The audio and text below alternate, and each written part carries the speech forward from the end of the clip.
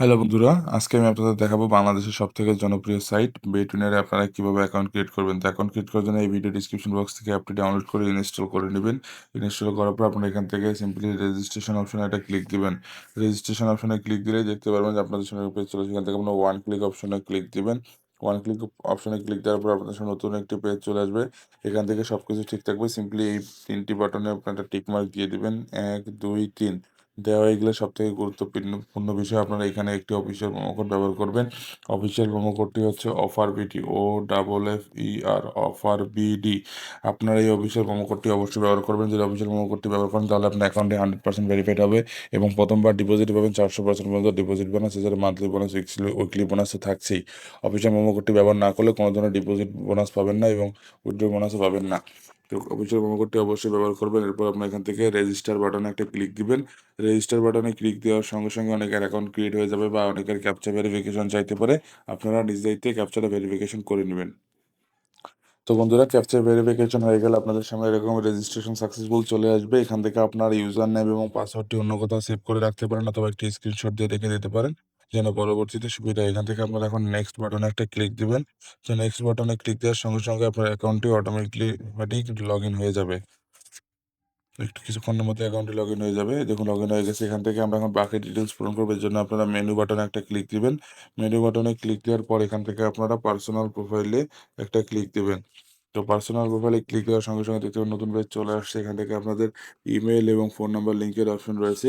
এটি আপনি এখন চাইলে লিঙ্ক করতে পারেন বা পরবর্তীতে চাইলে লিঙ্ক করতে পারেন। এটি লিঙ্ক করা ছাড়াও আপনি ডিপোজিট, উইথড্র এবং সকল ধরনের কার্যক্রম করতে পারবেন। পরবর্তীতে আপনার অ্যাকাউন্টে বাড়তি নিরাপত্তা চাইলে আপনি লিঙ্ক করতে পারেন। এখন আমরা বাকি ডিটেলসগুলো পূরণ করবো। এর জন্য আপনারা এন্টার ডিটেলসে একটা ক্লিক দিবেন। এন্টার ডিটেলসে ক্লিক দিলেই দেখতে পাবেন এরকম একটি পেজ চলে আসছে। এখান থেকে এগুলো আপনি আপনার ফ্যামিলি যে কারো এনআইডি কার্ড দিয়ে এগুলো পূরণ করে দিবেন। আমি আমার এনআইডি কার্ড দিয়ে দেখিয়ে দিচ্ছি। আমার নাম হচ্ছে এমডি করিম উদ্দিন। সারনেম হচ্ছে উদ্দিন,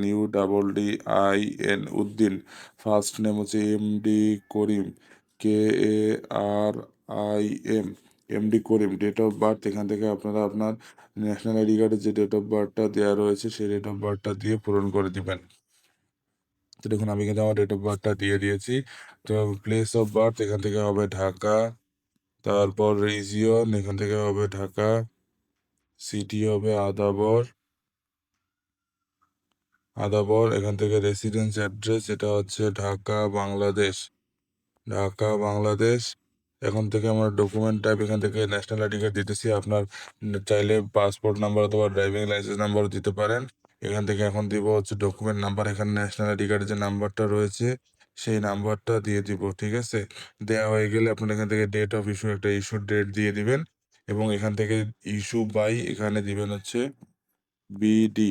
তো বিডি দেওয়ার পরে সবকিছু যদি ঠিক থাকে আপনারা সিম্পলি এখান থেকে সেভ বাটনে একটা ক্লিক করবেন। সেভ বাটনে ক্লিক করে কিছুক্ষণের মধ্যে আপনার অ্যাকাউন্টটি 100% ভেরিফাইড হয়ে যাবে।